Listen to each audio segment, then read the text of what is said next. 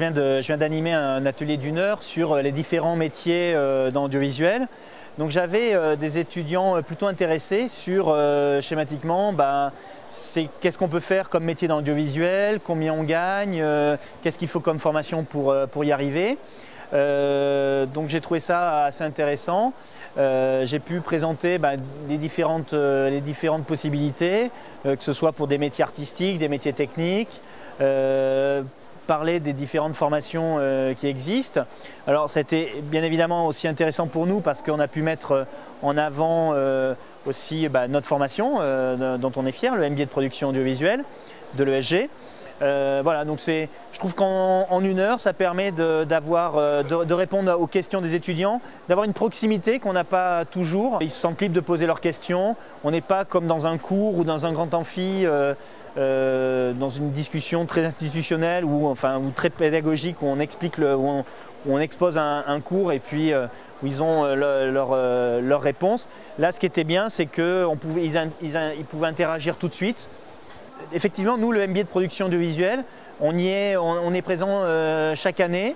Je trouve que l'originalité de ce salon, c'est effectivement de proposer justement le salon des meilleurs 3e cycles. En termes de retombées, c'est bien pour nous parce qu'on a des étudiants qui viennent et qui sont vraiment motivés par rapport peut-être à d'autres salons parisiens où on a des étudiants qui viennent plus voir pour se faire une idée, qui ne savent pas forcément toujours ce qu'ils veulent faire. Là, généralement, on a des étudiants qui ont déjà un bac plus 4, qui viennent chercher un bac plus 5, mais qui ont une idée très précise de ce qu'ils veulent et ce qu'ils attendent. Donc on a moins de monde que dans un grand salon type le Salon européen de l'éducation, mais par contre on a une population de gens vraiment qui savent exactement ce qu'ils souhaitent et donc ça correspond mieux à nos attentes. Pour nous, effectivement, les classements SMBG sont attendus et sont relativement importants parce que quand on recrute chaque année, on se rend compte que bien souvent quand même, les étudiants quand ils viennent chez nous, quand ils envoient un dossier, c'est parce qu'ils nous ont vus dans le classement SMBG. Donc ce classement, que ce soit dans sa version papier ou dans sa version internet, est je pense important.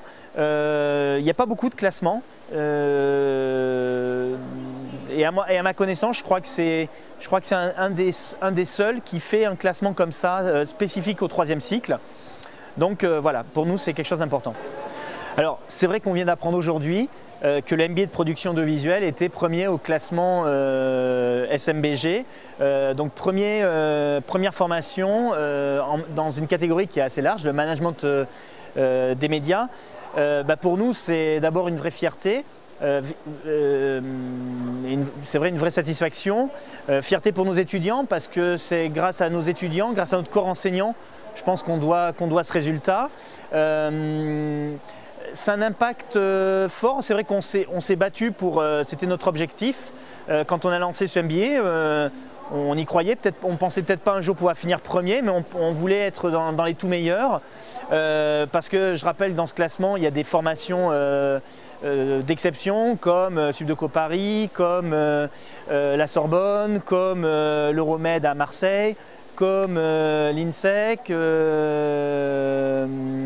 comme le CELSA, Sciences Po Paris, etc. Donc voilà, donc pour nous, la compétition était importante et donc c'est une vraie fierté d'être premier après 7 années d'existence. Je rappelle rapidement qu'on a eu la palme de l'innovation pédagogique lorsqu'on a créé ce MBA. Donc pour nous, c'est un signe encourageant qu'on est sur la bonne voie. L'année suivante, on a été classé 3e. Les années suivantes, on a été classé 2e. Donc il y a toujours une progression. Voilà. Et ça, encore une fois, on le doit aux étudiants qui sont meilleurs d'année en année, qui se mobilisent, qui sont aussi plus exigeants.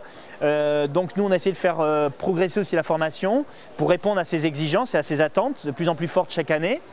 Voilà, avec un corps d'enseignants constitué que de professionnels de l'audiovisuel et puis je pense avec un programme qui suit vraiment l'actualité et les besoins autour des médias. Maintenant qu'on est devenu leader, évidemment, tous les autres vont essayer de reprendre notre place et effectivement, il faut se battre pour garder cette première place. Mais je pense qu'au-delà de ça, nous, si on fait tout ça, les enseignants, enfin les profs qui me suivent dans et à qui encore une fois ce MBA doit tout, je pense qu'on fait ça parce que ce qui nous plaît, c'est de pouvoir donner une chance aux jeunes, de pouvoir se faire ce métier qui nous anime, qui nous passionne. Voilà, donc nous, ce qui nous motive chaque année, au-delà des classements, c'est surtout de pouvoir donner des stages à nos étudiants, de pouvoir leur trouver du boulot, de multiplier les partenariats. C'est ça qui vraiment nous motive. Donc on a fait des partenariats avec le groupe NBC Universal, Sci-Fi 13e rue. On a fait un partenariat avec le groupe TF1 qui sont ravis d'embaucher nos étudiants. On va vers ça, vers multiplier les partenariats et essayer d'asseoir cette formation qui est déjà bien connue et reconnue dans le monde de la télé et du cinéma. Et puis je dirais que l'ambition pour nous maintenant, c'est peut-être d'essayer de passer des partenariats aussi avec d'autres formations à l'étranger, en Europe ou aux États-Unis.